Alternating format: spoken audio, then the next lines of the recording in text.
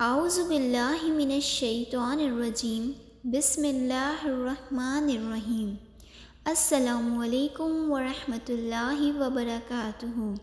میرے پیارے بہن بھائیوں، میں امید کرتی ہوں کہ آپ لوگ خیر و عافیت سے ہوں گے۔ میری دعا ہے کہ اللہ تعالیٰ آپ لوگوں کو خیر و عافیت سے رکھے، آمین ثم آمین۔ میرے پیارے بہن بھائیوں، ہم میں سے ہر کوئی آج کل ذی الحج کے پہلے 10 دن میں سے گزر رہا ہے، اور ہر کوئی کوشش کر رہا ہے کہ اللہ تعالیٰ کی تسبیحات کر کے، عبادات کر کے، لوگوں کے ساتھ بہترین سلوک کر کے اللہ تعالیٰ کو راضی کر لیں۔ لیکن جب ہمیں نبی پاک صلی اللہ علیہ وآلہ وسلم کی احادیث سے موٹیویشن ملتی ہے تو ایمان اور بھی پکا ہو جاتا ہے۔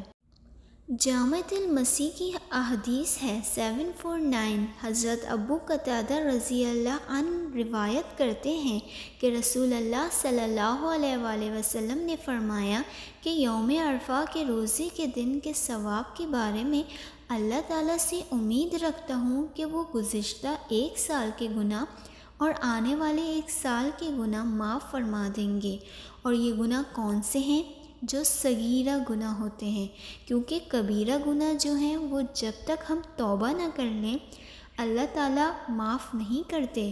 اور اس کے علاوہ یہاں ایک اور چیز بھی دیکھنے والی ہے کہ یہ اللہ پاک کے حق میں جیسے ہم اللہ تعالیٰ کے احکامات میں یا فرائض میں کوئی کمی یا کوتاہی کرتے ہیں تو اللہ تعالیٰ سے امید ہے کہ وہ سب معاف کر دیں گے، لیکن جو انسانوں کے ساتھ ہم نے زیادتی کی ہوگی وہ جب تک انسان معاف نہیں کریں گے تب تک اللہ تعالیٰ معاف نہیں کرتا۔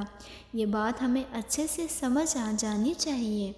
اور اس کے علاوہ نبی پاک صلی اللہ علیہ وآلہ وسلم نے یوم عاشوراء کے بارے میں کہا، جو کہ 10 محرم ہے، کہ جو 10 محرم کا روزہ رکھتا ہے مجھے اللہ تعالیٰ سے امید ہے کہ اس کے ذریعے اللہ تعالیٰ گزشتہ 1 سال کے صغیرہ گناہ معاف کر دیں گے۔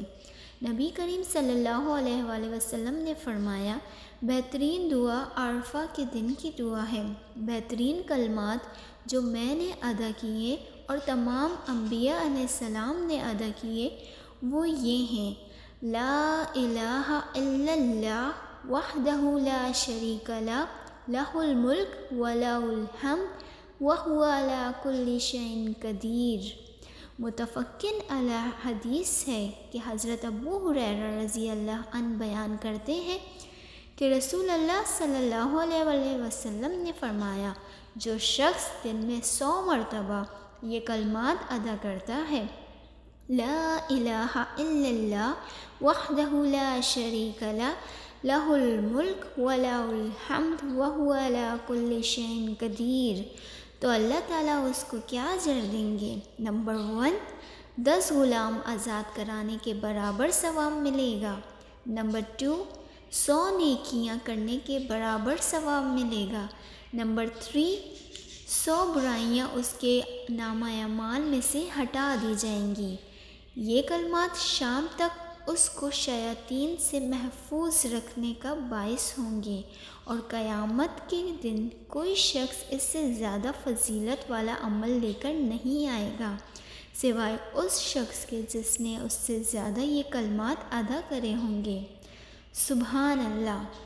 اللہ تعالیٰ ہمیں توفیق عطا کرے کہ ہم صحت و تندرستی کے ساتھ اس دن روزہ بھی رکھیں اور اللہ تعالیٰ کی عبادت بھی کر سکیں، آمین ثم آمین۔ امید کرتی ہوں آپ کو یہ میری ویڈیو پسند آئی ہو۔ اگر آپ کو میری یہ ویڈیو اچھی لگی ہو تو اسے like, share, comment and subscribe کیجیے۔ اللہ تعالیٰ آپ کا حامی و ناصر۔ جزاک اللہ خیر۔ اللہ حافظ۔